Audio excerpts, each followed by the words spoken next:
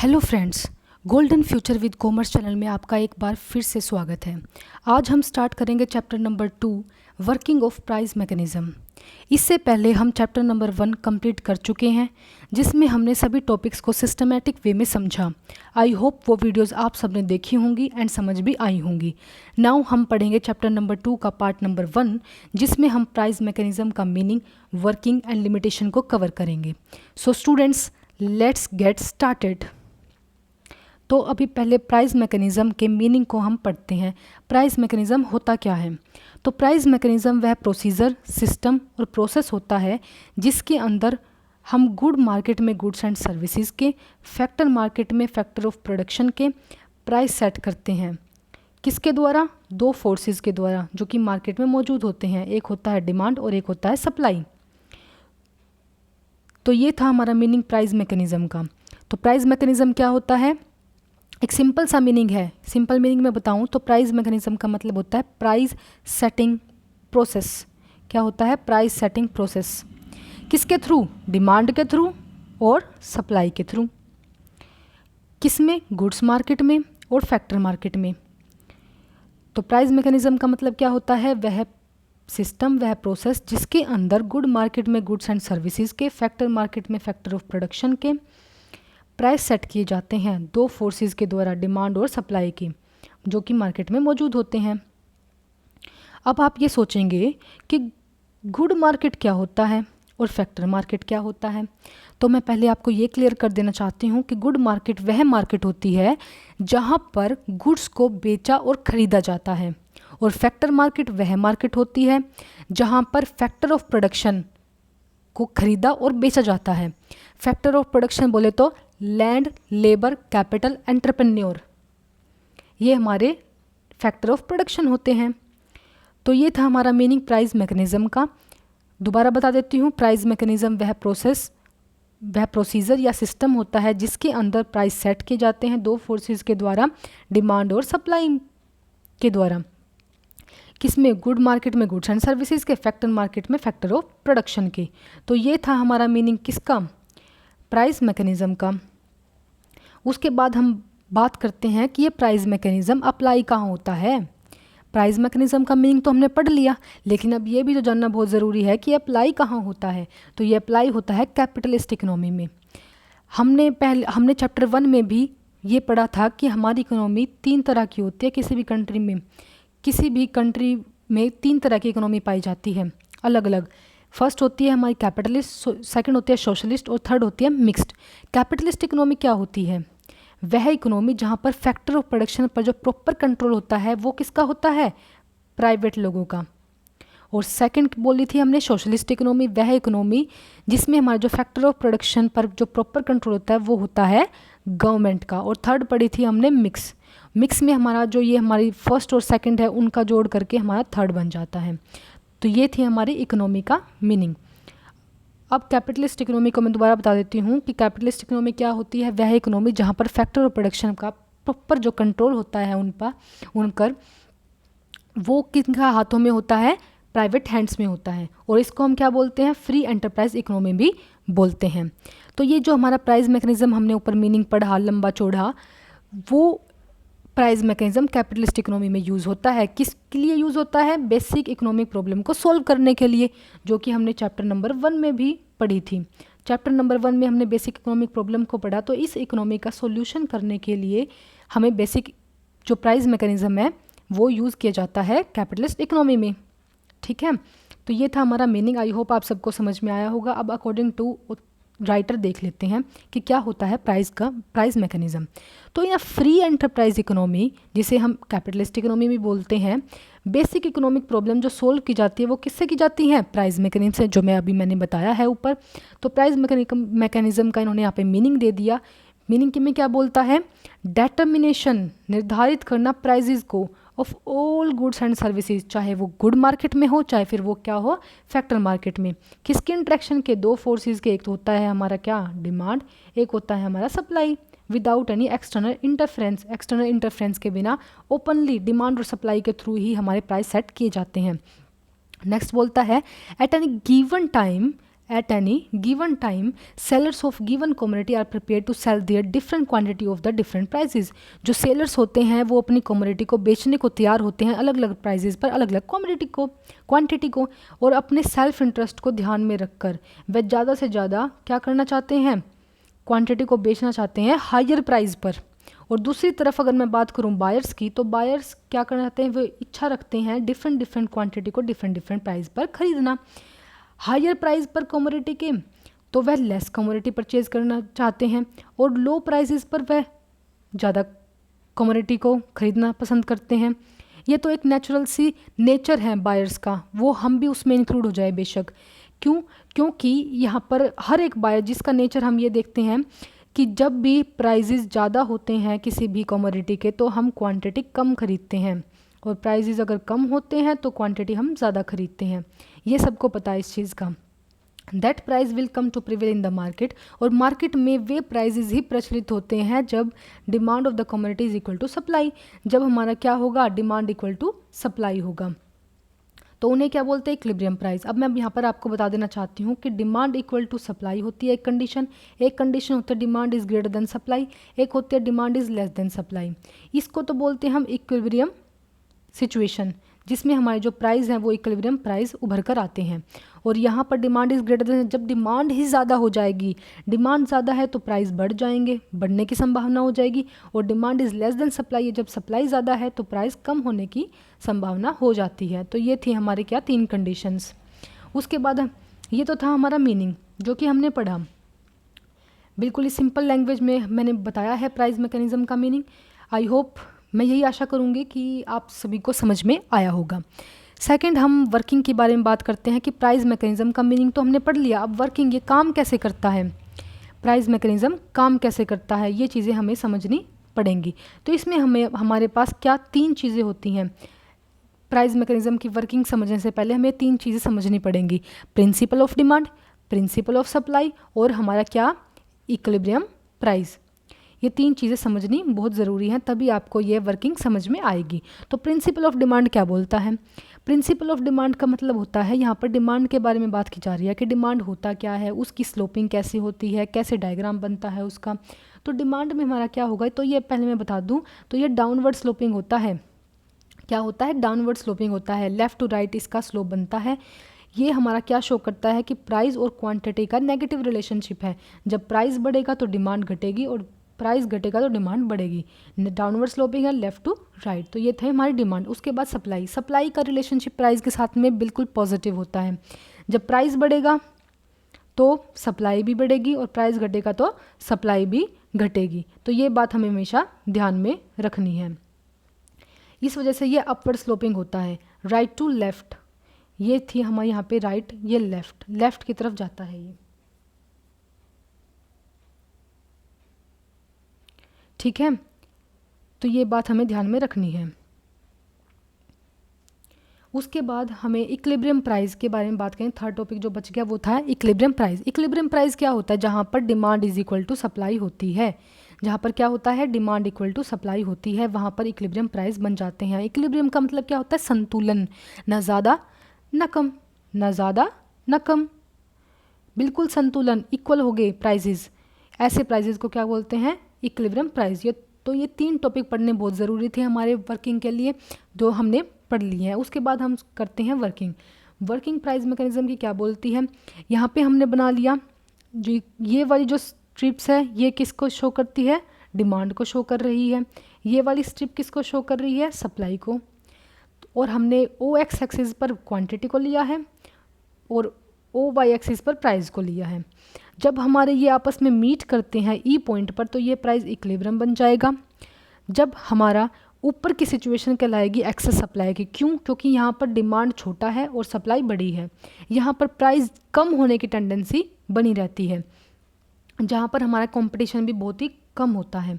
और नीचे की सिचुएशन के बारे में बात करूँ तो यहाँ पर जो हमारी डिमांड है वो ज़्यादा होती है, और सप्लाई जो होती है हमारी वो क्या होती है, कम होती है। तो यहाँ पर प्राइस ज़्यादा होने की टेंडेंसी बनती है, और कंपटीशन हमारा यहाँ पर क्या होता है, ज़्यादा होता है। तो ये वर्किंग है। वर्किंग का मतलब क्या होता है, वर्किंग का मतलब प्राइस मैकेनिज्म, कैसे प्राइस सेट होता है, प्राइस कैसे सेट किया जाता है with the help of demand and supply, यही तो हम पढ़ रहे हैं बार बार। तो ये हमारी वर्किंग थी। अब हम अकॉर्डिंग टू राइटर पढ़ लेते हैं कि वो क्या बोलते हैं। तो operation of the price mechanism in a commodity market बोले तो good market of a capitalist economy is explain with the help of figure number 1। ये रही हमारी फिगर नंबर 1। फिगर नंबर 1 जो मैंने ऊपर बताया ये वही शो करेगा कि एक्सेस सप्लाई ऊपर रही, एक्सेस डिमांड नीचे है, ये इक्विलिब्रियम प्राइस है। प्राइस कैसे सेट होता है, डिमांड और सप्लाई के थ्रू सेट होता है। ये डिमांड की कर्व बन गई, ये सप्लाई की कर्व बन गई। यहाँ पर इक्विलिब्रियम आ गया, ऊपर डिमांड कम है, नीचे डिमांड ज़्यादा है, जिससे कि हमारा कॉम्पिटिशन और प्राइस पर बहुत ज़्यादा इफेक्ट पड़ेगा। तो ये था हमारा वर्किंग। उसके बाद हम देख लेते हैं process of the price mechanism. अब प्राइस मैकेनिज्म की प्रोसेस में कौन कौन से एलिमेंट हमारे शामिल होते हैं। एक तो गुड मार्केट, जो मैंने बता दिया गुड मार्केट क्या होता है। एक फैक्टर मार्केट होती है। गुड मार्केट जहाँ पे गुड्स को खरीदा और बेचा जाता है। फैक्टर मार्केट जहाँ पर FOP फैक्टर ऑफ प्रोडक्शन को खरीदा और बेचा जाता है। और दो खिलाड़ी हैं यहाँ पर, एक है हाउस होल्ड और एक है प्रोड्यूसर। प्रोड्यूसर कौन होते हैं? प्रोड्यूसर वह होते हैं जो गुड्स एंड सर्विसेज को मैन्युफैक्चर करते हैं, बनाते हैं। और हाउस होल्ड कौन होता है? जो उनका यूज़ करते हैं गुड्स एंड सर्विसेज का और अपनी सर्विसेज प्रोवाइड करते हैं काम करके। ठीक है, तो ये हमारे हाउस होल्ड हैं। तो हम सबसे पहले हाउस होल्ड के पॉइंट ऑफ व्यू से पढ़ेंगे। तो हाउस होल्ड जी हमारा क्या कहते हैं? हाउस होल्ड बोलते हैं, हाउस होल्ड क्या करेंगे? सबसे पहले वो फैक्टर मार्केट में जाके लैंड, लेबर, कैपिटल ऑफर करेंगे, फैक्टर सर्विसेज की सप्लाई करेंगे और उसके बदले में उन्हें क्या मिलेगा? वेजेस मिलेंगे, रेंट मिलेगा और इंटरेस्ट मिलेगा। फिर उसी पैसे से वो क्या करेंगे? डिमांड करेंगे गुड मार्केट में और उसके बदले में उन्हें गुड्स मिल जाएगा। ये था हमारा प्रोसेस किसका? हाउस होल्ड का। उसके बाद प्रोड्यूसर्स क्या करते हैं? प्रोड्यूसर्स जो होते हैं वो गुड्स एंड सर्विसेज को बनाते हैं। तो वह सबसे पहले फैक्टर मार्केट में जाकर मनी के बदले में क्या लेकर आएंगे? लैंड लेके आएंगे, लेबर लेके आएंगे, कैपिटल लेके आएंगे, मतलब फैक्टर सर्विस की डिमांड करेंगे और उसके बदले में उन्हें लैंड मिलेगा, लेबर मिलेगी, ये चीज़ें मिल जाएंगी, जिससे वह क्या करेंगे? गुड्स एंड सर्विस को बनाएंगे और फिर वह गुड मार्केट में जाकर क्या करेंगे? सप्लाई कर देंगे और उसके बदले में उन्हें पैसा मिल जाएगा। तो ऐसे ये वर्किंग होती है प्राइस मैकेनिज्म की। प्राइस सिस्टम ये हमारा कहलाता है।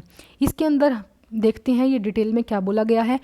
पहला पॉइंट है household and producers are mutually related through good market and factor market. वैसे तो हाउस होल्ड और प्रोड्यूसर मैंने अलग अलग दिखा दिए, लेकिन वह म्यूचुअली किससे रिलेटेड होते हैं? आपस में रिलेटेड होते हैं किसके थ्रू? गुड मार्केट के थ्रू और हमारे फैक्टर मार्केट के थ्रू। गुड मार्केट में बताया था goods and services sold and brought and where productive services are brought and sold. Household operate as buyers. Household कैसे ऑपरेट होते हैं गुड मार्केट में? बायर्स की तरह और फैक्टर मार्केट में सेलर्स की तरह। और दूसरी तरफ बिल्कुल ही अपोजिट प्रोड्यूसर्स होते हैं। वो क्या करते हैं? गुड मार्केट में सेलर की भूमिका निभाते हैं और फैक्टर मार्केट में बायर्स की भूमिका निभाते हैं। ये पॉइंट क्लियर हो गया, आई होप आपको। सेकंड पॉइंट बोलता है हाउस होल्ड। हाउस होल्ड क्या करते हैं? Household buy their expenditure indicate, वह अपने खर्चों से यह इंडिकेट करते हैं their wants to the producer और फर्म्स, वह अपने प्रोड्यूसर्स को अपनी वॉन्ट्स, अपनी इच्छाएं दिखाता है किस प्रकार का गुड्स एंड सर्विसेज उन्हें चाहिए। Producer produce only those goods, और प्रोड्यूसर्स को सिर्फ वही गुड्स एंड सर्विसेज प्रोड्यूस करने होते हैं which the consumer want become such goods, और जो कंज्यूमर्स चाहते हैं उन्हें प्रोड्यूस करवाना, जिससे कि वह हाई प्राइजेस पर बेशक उन्हें बेच दे, लेकिन उनके मन मर्जी के मुताबिक तो उनकी गुड्स मिल जाएगी उनको। 10 प्राइस मैकेनिज्म गाइड करता है प्रोड्यूसर को रिगार्डिंग कि क्या खरीदे, क्या बनाएं और कितना बनाएं। तो consumer spend there income on the purchase consumers, ये थर्ड पॉइंट है। कंज्यूमर अपनी इनकम को स्पेंड करते हैं किसके लिए? गुड्स को परचेज करने के लिए गुड मार्केट में, in the way to get maximum satisfaction, के उन्हें ज़्यादा से ज़्यादा संतुष्टि मिले जो उन्होंने गुड्स खरीदा है उसके बदले में। फोर्थ पॉइंट बोलता है प्रोड्यूसर। तो प्रोड्यूसर क्या ट्राई करते हैं कि वह मिनिमम कॉस्ट पर गुड्स को प्रोड्यूस करें, इसलिए वे अडोप्ट करते हैं प्रोडक्शन ऑफ टेक्निक, जिससे कि उनकी कॉस्ट मिनिमम आए। और production cost includes prizes of the factor, और जो ये प्रोडक्शन कॉस्ट होती है ना, इसमें ही फैक्टर के जो प्राइजेज हैं वो इंक्लूड होते हैं। फैक्टर के प्राइजेज मतलब फैक्टर के प्राइजेज 4 प्रकार के होते हैं, लैंड, लेबर, कैपिटल, एंटरप्रेन्योर। उनके बदले में उन्हें क्या देना पड़ता है? वेजेस। किसके बदले में? लेबर के बदले में। कैपिटल के बदले में इंटरेस्ट देना पड़ता है, लैंड के बदले में रेंट देना पड़ता है, और एंटरप्रेन्योर के बदले में उन्हें क्या देना पड़ता है? प्रॉफिट देना पड़ता है। तो aim of the producer to get maximum profit, और सभी प्रोड्यूसर्स का एक ही ऑब्जेक्टिव होता है, वो होता है प्रॉफिट को मैक्सिमाइज करना। टू अचीव दिस ऑब्जेक्टिव, और इस ऑब्जेक्टिव को पूरा करने के लिए they produce those goods which are demanded by the consumers, consumers के द्वारा जो डिमांड की जाएगी। और इस सिचुएशन में ही, इस सिचुएशन में जब डिमांड गुड्स की और सप्लाई इक्वल हो जाती है तो उसको क्या बोलते हैं, इक्विलिब्रियम प्राइजेस। तो उसको क्या बोलते हैं, इक्विलिब्रियम प्राइजेस। फिफ्थ पॉइंट क्या बोलता है, in factor market, factor market forces of जो डिमांड और सप्लाई है वो डिटरमाइन करते हैं प्राइजेस, किसके, फैक्टर्स के। जैसे गुड मार्केट में गुड्स के प्राइजेस डिसाइड होते हैं, वैसे ही फैक्टर मार्केट में फैक्टर के प्राइजेस डिसाइड होते हैं। जैसे लेबर के प्राइजेस वेज होता है, कैपिटल का प्राइस इंटरेस्ट होता है, लैंड का प्राइस रेंट होता है। If the demand for a factor is high, अगर फैक्टर की जो डिमांड हाई है तो प्राइजेस उसके बढ़ जाएंगे। अगर उसके अपोजिट में बात करूँ तो फैक्टर हैव लिमिटेड डिमांड, अगर फैक्टर की लिमिटेड डिमांड है तो उसके प्राइजेस कम हो जाएंगे। तो factor market is in equilibrium तब होगी जब डिमांड इक्वल टू सप्लाई होगा। तो ये फिफ्थ पॉइंट था। उसके बाद हम सिक्स पॉइंट पढ़ते हैं। सिक्स पॉइंट क्या है, problem of distribution of income, distribution of income की प्रॉब्लम, इनकम का डिस्ट्रीब्यूशन का प्रॉब्लम क्यों अराइज होती है, और इसको ही बोलते हैं फॉर हुम टू प्रोड्यूस।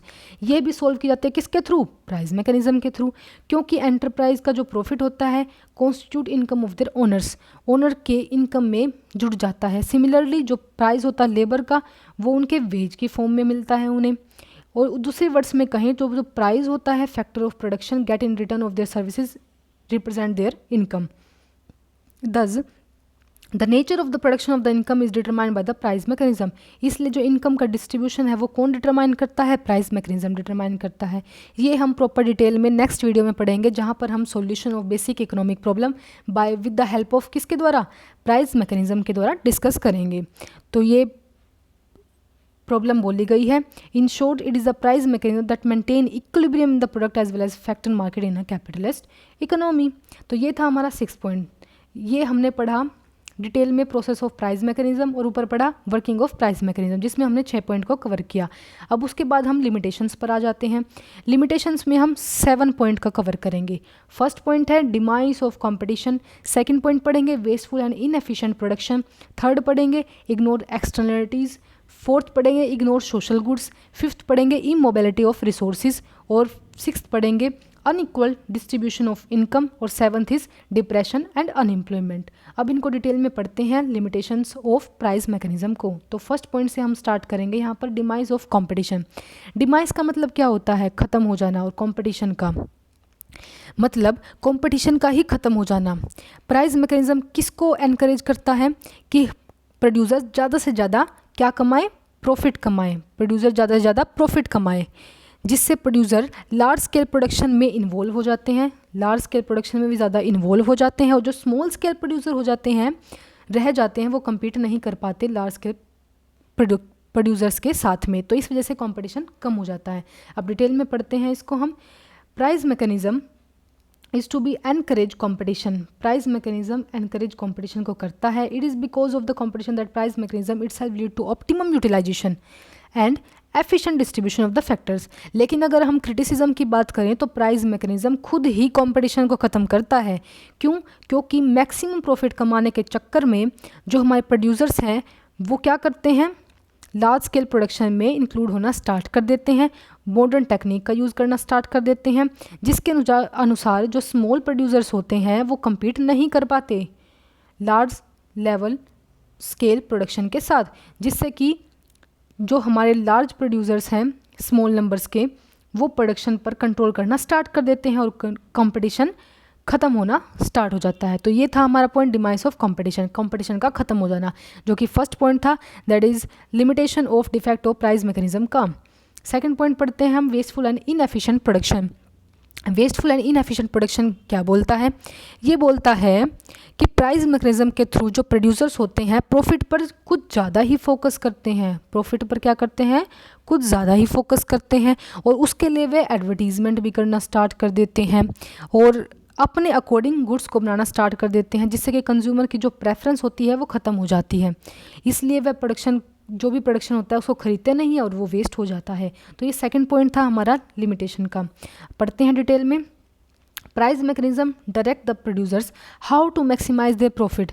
जो हमारे प्राइस मैकेनिज़्म है वो डायरेक्ट करता है, राह दिखाता है प्रोड्यूसर्स को कि कैसे प्रॉफिट को इंक्रीज़ किया जाए, और इस ऑब्जेक्टिव को अचीव करने के चक्कर में वो क्या करते हैं, एडवर्टीज़मेंट पर ज़्यादा से ज़्यादा अमाउंट स्पेंड कर देते हैं, और दे इंड्यूस द कंज्यूमर को प्रेरित करते हैं किस चीज़ के लिए, कि वह उन्हीं गुड्स को प्रोड्यूस करे जो वह लार्ज क्वांटिटी में सेल करना चाहते हैं। इससे कंज्यूमर की जो सोवर्जिनिटी है वो ख़त्म हो जाती है और monopoly and monopolistic competition start हो जाता है। तो ये था पॉइंट सेकंड नंबर, जिसका नाम है wasteful and inefficient production. Third point है ignore externalities. Ignore externalities point क्या बोलता है, सबसे पहले हम इसका मीनिंग समझने की कोशिश करते हैं कि एक्सटर्नलिटीज़ होते क्या हैं। तो एक्सटर्नलिटीज़ वह बेनिफिट्स होते हैं, वह कॉस्ट होते हैं जो कि मार्केट के बाहर होता है, जो इनडायरेक्टली इफेक्ट करता है किसी भी प्रोड्यूसर्स को। इनको हम स्पिल्स ओवर भी बोलते हैं। तो प्राइस मैकेनिज्म के अंदर प्रोड्यूसर जो है वो कंसीडर किसको करते हैं, कॉस्ट बेनिफिट एलिमेंट्स को, सिर्फ जिनसे कॉस्ट कम हो सके, बट वह सर्टेन पब्लिक यूटिलिटी गुड्स पर फोकस नहीं करते जो कि जिनकी कॉस्ट बहुत ज़्यादा होती है एक्सपेक्टेड प्रॉफिट से। उन चीज़ों को वो भूल जाते हैं, जैसे कि ecological improvement, construction of public parks etcetera. तो ये एक खामी है प्राइस मैकेनिज्म की कि वह प्रोड्यूसर्स को इसके लिए प्रेरित करते हैं कि वह एक्सटर्नलिटीज़ को इग्नोर कर दें। फोर्थ पॉइंट है ignore social goods. Ignore social goods क्या बोलता है, इग्नोर सोशल गुड्स में क्या होता है कि जो हमारे प्रोड्यूसर्स हैं वो कंसिडर करते हैं सिर्फ अपने इंडिविजुअल गुड्स को, इंडिविजुअल वॉन्ट्स को ही क्या करते हैं, कंसिडर करते हैं। सोसाइटी को वह क्या करते हैं, भूल ही जाते हैं सोसाइटी गुड्स को। और वो सोसाइटी गुड्स कौन सी होती है, educations, medical facilities, electricity, water, communication, transport, ये सब चीज़ें मेडिकल फैसिलिटी वैसे क्या कर देते हैं, इग्नोर कर देते हैं, जो कि एक बहुत बड़ी खामी उभर कर आती है प्राइस मैकेनिज्म की। ये था फोर्थ पॉइंट। अब है fifth point, immobility of resources. Immobility of resources का मतलब क्या, ये भी एक हमारी प्राइस मैकेनिज्म की क्या है, एक लिमिटेशन है। ये क्या बोलते हैं, रिसोर्सेज एक जगह से दूसरी जगह नहीं जा सकते, जिससे इकोनॉमी चेंज सिचुएशन में एडजस्ट नहीं कर पाती। वैसे तो बोलते हैं कि प्राइस मैकेनिज्म हमारा एक ऑटोमेटिक करेक्टर है, लेकिन खामियों में प्राइस मैकेनिज्म की यह चीज़ उभर कर आती है कि रिसोर्सेज का इमोबिलिटी होती है। तो ये था हमारा फिफ्थ पॉइंट। अब उसके बाद हम सिक्स्थ पॉइंट को कवर करेंगे, जिसका नाम है unequal distribution of income. Unequal distribution of income क्या बोलती है, ये बोलती है कि जो हमारे पास चार फैक्टर्स होते हैं। कौन से फैक्टर ऑफ प्रोडक्शन हमारे पास चार हैं, land, labour, capital, entrepreneur. Entrepreneur का जो प्रॉफिट है वो तो होता है ज़्यादा, लेकिन जो हमारा लेबर है उनकी वेजेस दी जाती है कम, जिससे कि क्या होता है, अनइक्वल डिस्ट्रीब्यूशन ऑफ इनकम हो जाता है। लेबर की इनकम कम होती है और एंटरप्रेन्योर की इनकम ज़्यादा होती है, जिससे कि एक इनइक्वलिटी ऑफ इनकम उभर कर आती है, जो कि एक ऑल्सो लिमिटेशन है प्राइस मैकेनिज्म की। उसके बाद है सेवन्थ पॉइंट, जिसका नाम है डिप्रेशन एंड अनएम्प्लॉयमेंट। डिप्रेशन और अनएम्प्लॉयमेंट क्या बोलती है, प्राइस मैकेनिज्म की खामी है ये कि इसके कारण डिप्रेशन और अनएम्प्लॉयमेंट भी अराइज होता है। वो कैसे होता है, इसलिए होता है क्योंकि यहाँ पर अनइक्वलिटी होती है इनकम की और कंपटीशन ख़त्म हो जाता है। एंटरप्रेन्योर को ज़्यादा पैसे मिलेंगे, ज़्यादा कैब नेशनल इनकम का पार्ट मिल रहा है, जिससे कि उनकी जो और वो क्या करते हैं, उनके मतलब उनके कंपैरिजन में जो उनका कंजप्शन है उसके रिगार्डिंग वो लो होता है, जिससे कि उनकी एग्रीगेट डिमांड जो होती है वो कम होती है, किससे, एग्रीगेट सप्लाई से। और इसके थ्रू ही हमारा जो डिप्रेशन है और अनएम्प्लॉयमेंट है कैपिटलिस्ट इकोनॉमी में वो उभर कर आता है। ठीक है, तो ये पॉइंट था हमारा सेवन्थ पॉइंट। तो अब हमने पढ़े थे ये लिमिटेशन, जो कि हमने 7 कवर अप किए। सो गाइस, आज के लिए इतना ही। तो ये वीडियोस रिलेटेड थी प्राइस मैकेनिज्म से। आई होप स्टूडेंट्स ये टॉपिक आप सबको क्लियर हुए होंगे। नेक्स्ट वीडियो में हम solution of basic economic problem by price mechanism को डिस्कस करेंगे। So thank you guys for watching this video. Thank you so much.